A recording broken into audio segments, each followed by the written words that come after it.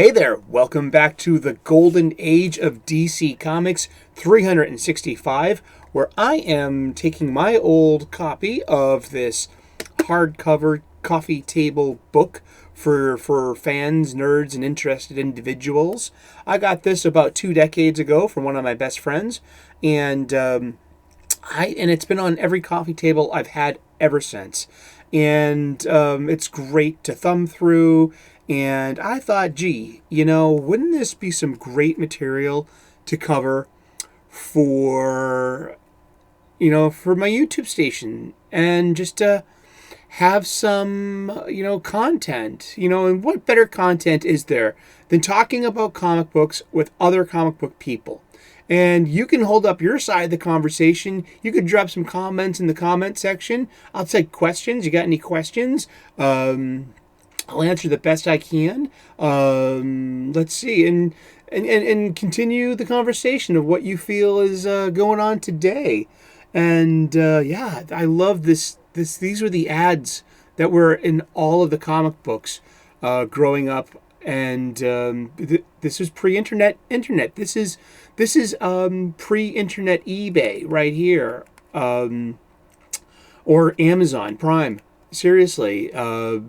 There you go. You would make an arrangement. You would see the product you want, and you would either telephone them, or send a self-addressed stamped envelope, SASE, and if you ever see that, S.A.S.E. regarding mailing. Yeah, there you go. Hopefully teaching the kids something new. But yeah, that's how advertisements in comic books went. You get this. Look at that model kit of the Spirit of St. Louis, I think. It's a Stinson-reliant giant flying plane. Wonder if it actually flew. Well, all things do, because flying's an illusion, right? What is today's date? I believe it's January the 23rd. And we are opening the book into the past here. And today we're spending a few moments with Captain Desmo and the Hidden Paradise. Desmo and Gabby, in search of a lost expedition, encounter a heavy sleet and snowstorms. An avalanche opens a hole. They find themselves in the mountain, and they find themselves in a huge tropical garden.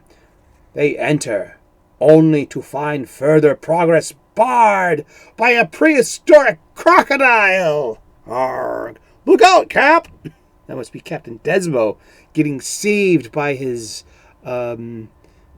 friend, or partner, or whoever they are. But this is Captain Desmo, and this is a story and art by Ed Winiarski, from Adventure Comics number 37 from April of 1939.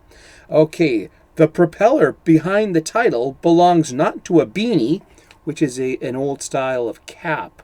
It didn't have a lid, a bill, but it covered the head, and it had a little propeller on the top of it, too. That propeller behind the title does not belong to a beanie, but to an airplane, because Captain Desmo is one of the small army of now forgotten flyers who were comic book heroes during the 1930s. Pilots, and remember, the airplane was only discovered and improvised in that generation before this, so pilots were a pretty big deal. Pilots had already played key roles during World War I, but became even more popular after Charles Lindbergh made his solo flight across the Atlantic in 1927.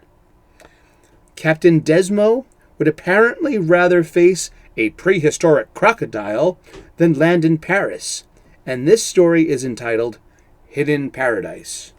And we'll take a look at the art one last time. So yeah, that's the propeller of the plane, and so we have everything we need to know from the top here. From that he's a pilot, and we're going to be getting into some action-oriented hijinks and some travel and maybe unique destinations. But and the font. I love font. I just love because the font can bring you immediately to where it wants you to go. Like the Star Trek font, that's like one of my favorite fonts. But you use that sci-fi style font, you're putting across a vibe that your reader is going to pick up on or they won't. But if they're picking up on it, that's what you're putting down. You know what I mean? Well, today it's been another day with the Golden Age of DC Comics 365. We're going to talk about comic books every day for the rest of the year. We totally are. What are you doing tomorrow at 3 p.m. Eastern? Tune in, see what we're talking about tomorrow for comic books.